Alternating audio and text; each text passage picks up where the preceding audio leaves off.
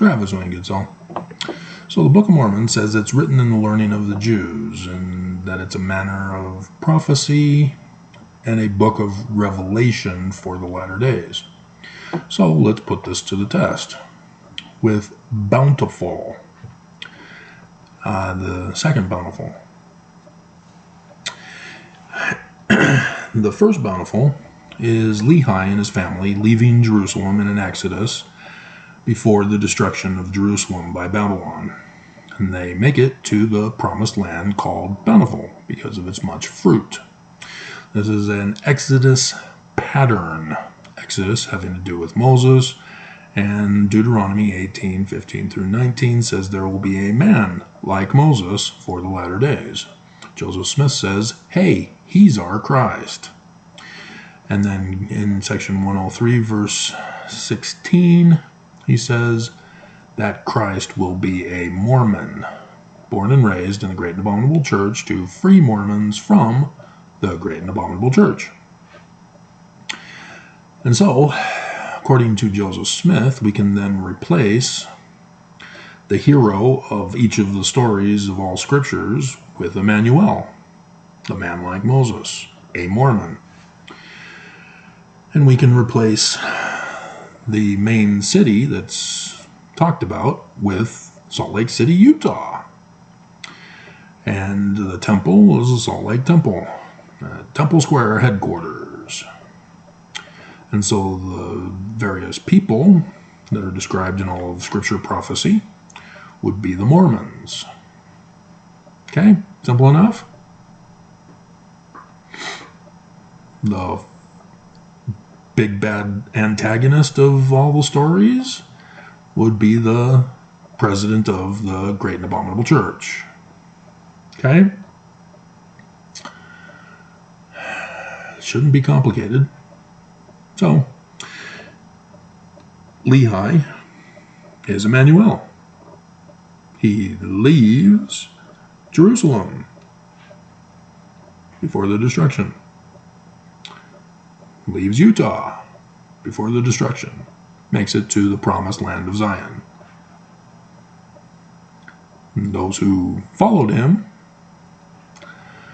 were only his immediate family.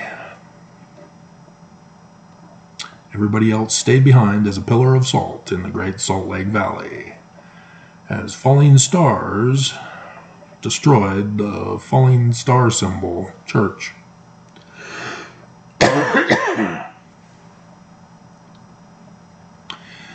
And so the second Bountiful were those who stayed behind, but survived.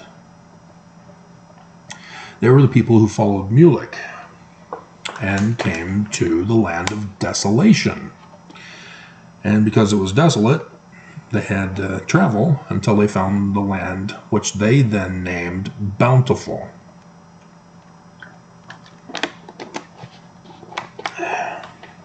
And this is the Bountiful of 3 Nephi chapter 11, which is Zion. So Mulek, which is king, took the survivors to Zion with the destruction of Salt Lake City. So, if you're wondering which scenario will you be a part of, it's the latter. You missed the Exodus in 2020. Lehi left Jerusalem 600 years before the coming of Jesus? Learning of the Jews, huh? Yeah, that was a little coding for you to reveal the Exodus date for 2020. Because 600 years from the first year of the reign of King Zedekiah, which was when Lehi left in the story, was 597, which means 4 CE. And on 8 April 4 CE, there was a annular solar eclipse over Russia. And a major city yet to be determined in Russia. You don't know, Nelson? Remember, we were supposed to have a temple in Russia, We gave tithing to Russia for a temple. Where is that temple? What did they use the money for instead? To set in motion the end of the world? Interesting. The Church of Jesus Christ helping to bring about the end of the world? That's strange. You'd think that Jesus was the abominable Christ that Joseph was talking about in verse 19 of his first vision. No, can't be true. And so, yeah, the 2020 years from 8 April 2024, the last day of the latter days. It's given in Revelation chapter 19. It's in 3 Nephi 11, where Bountiful is, Zion. And it's here in America, not Jerusalem. So, wow. Amazing. And so, yeah, you missed the Exodus, so now we're going to be faced with the destruction part, where survivors are going to follow the king, hopefully. It's not likely. I can't even get you guys to believe me, let alone hearken to me. But, well, I hope somebody survives. It's going to be very lonely walking all by myself just to sit in a cave and write an abridgment of the destruction of the Mormons, like Ether had to do, and Moroni. Nephi was the only one who didn't. So, yes, again, patterns. It's learning of the Jews, guys. And so, did I mention they came to the land of desolation and then came to the land of Bountiful? This is part 2. I scrapped the first video. So I hope I don't miss any important information for you. And you're going, what is he talking about? What? I've already added new stuff for you. So you should be thanking me for that, right? And so, yeah,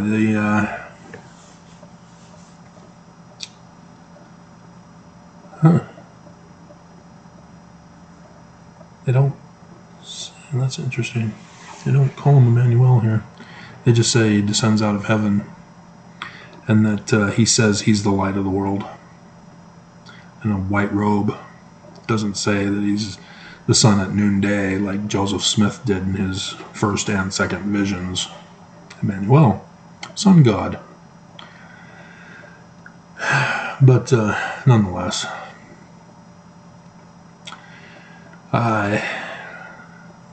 and so this location becomes the Zion gathering place.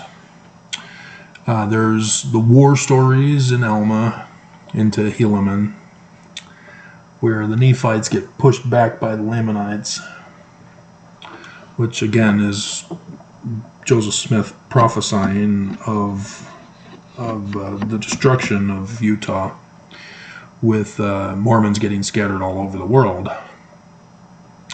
And then the gathering takes place to the actual Zion in southern Illinois, where X marks the spot of the first and third day of darkness over America. Solar eclipses. Emmanuel. He who is from the crossroads of Emmanuel, the sun god. The crossroads of the sun god of the solar eclipses. It marks the path to Zion, and which is also his name.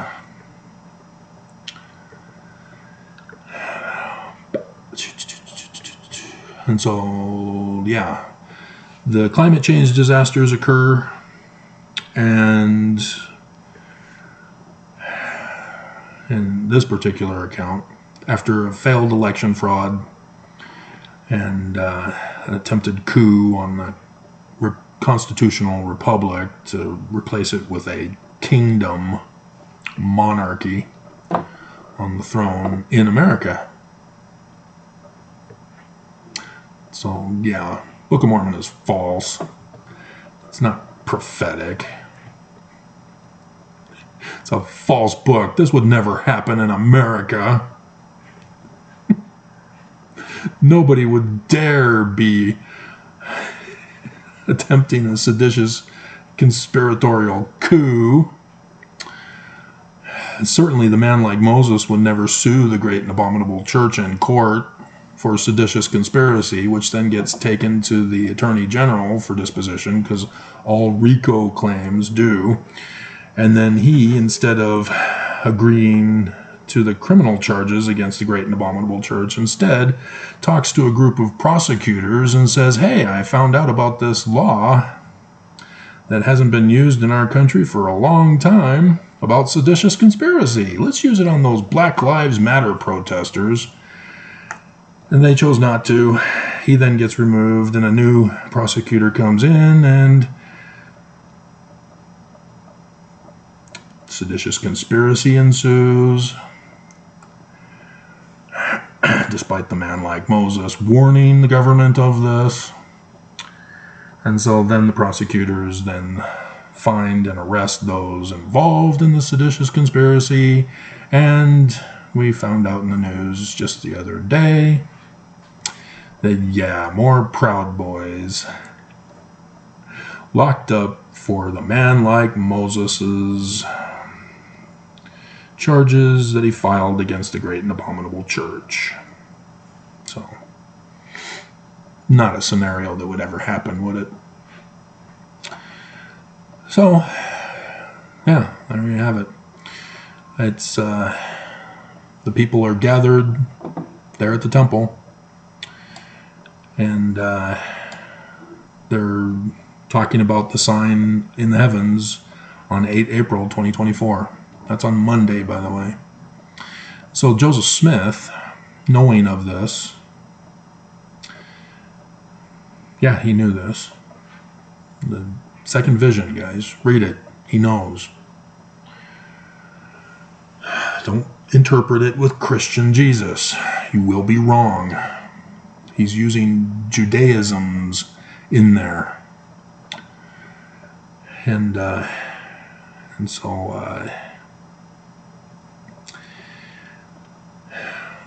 yeah, because you guys missed the Exodus, this is what we're now faced with, is destruction of Utah and survivors going with Mulek, the king, whom they persecuted, tried to murder, just like Emmanuel, the Lamanite, name of God, Samuel. And so, yeah, they get to the temple. There is no temple. It hasn't been built. It has to be built. So, yeah, Joseph Smith's prophecies indicate that as the temple is beginning to be built, the European allies are going to help defend America from this threat that'll try to destroy Zion, as they find out that all Americans haven't died yet. But that's according to that prophecy, those prophecies of Joseph Smith. And so then he'll make the announcement for all Mormons who are scattered around the world to come to Zion. And that will be the big Exodus event that will be talked about for millennia to come. And then 8 April 2024 is a sign in the heavens. So, yeah, that's pretty much it. There really wasn't much to this. I don't know why I rambled on in the other video for so much longer than I did.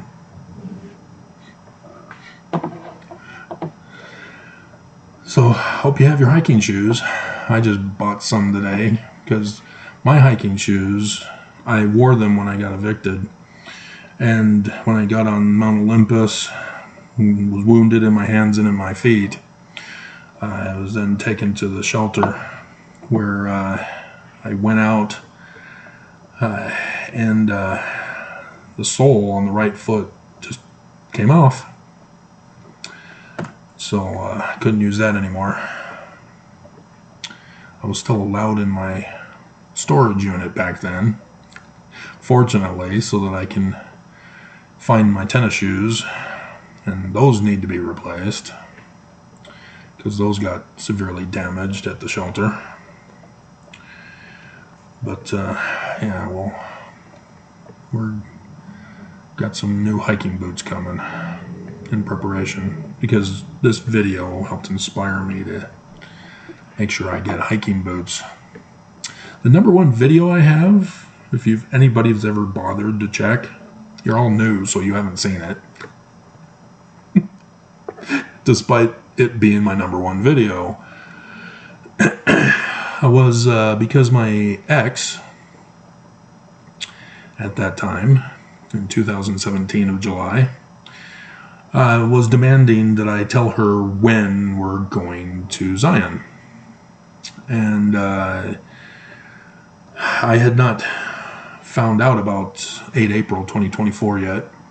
I only knew about 23rd September 2017 because of August 21st, 2017. And so I did that video and tried to at least inform about the prophecies that we're in it. This is the latter days. But she wasn't able to handle it because she didn't want to walk to Zion. Nothing you can do when you're forced to walk because you have to flee for your life, or that you're the survivors. So I hope I survive. Kind of ruin the whole point if I don't get to go to Zion.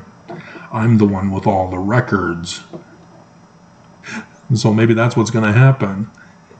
Jesus will come from outer space on his flying horse. Revelation 19. That's what Christians are believing. It's this church that takes away the horse. Has nothing to do with the solar eclipse on Pisces on the back of the white horse. And then, tells Nephi that, hey, where's the records of Travis?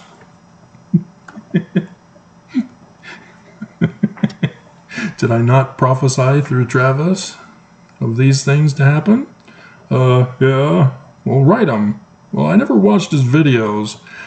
TikTok sort of taught me to just watch for just a couple of seconds, and I got bored and left.